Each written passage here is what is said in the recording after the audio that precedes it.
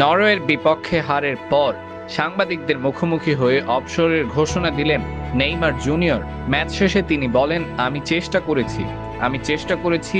MetLife স্টেডিয়ামে শুরু হয়েছিল, এখানেই শেষ হলো, এখন সব শেষ। এভাবে ব্রাজিল জাতীয় দলের হয়ে নেইমারের পথ চলার সমাপ্তি ঘটল। দলটির হয়ে ৮০ গোল করেছেন তিনি, যা দেশটির ইতিহাসের সবচেয়ে বেশি গোলের রেকর্ড। ২০২২ বিশ্বকাপে পেলোর রেকর্ড ছুঁয়েছিলেন তিনি। ২০২৬ বিশ্বকাপে ৮০তম গোলের পর বিদায়ের ক্ষণ চলে এলো তার। যে স্বপ্ন নিয়ে সেলেসাও জার্সিটি গায়ে জড়িয়েছিলেন নেইমার, সেটা পূরণ হয়নি। বিশ্বকাপ জেতা হয়নি তার, তবে একবারে খালি হাতেও তিনি যাচ্ছেন না। ২০১৩ সালে ফিফা কনফেডারেশনস কাপের শিরোপা জিতেছেন তিনি।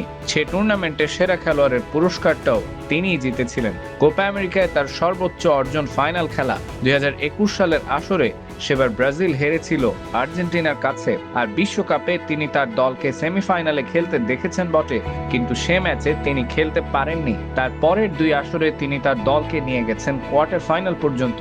এবার শেষ হলো তাদের যাত্রা। সঙ্গে সঙ্গে জবনিকা পতন হলো তার ব্রাজিল ক্যারিয়ারেও।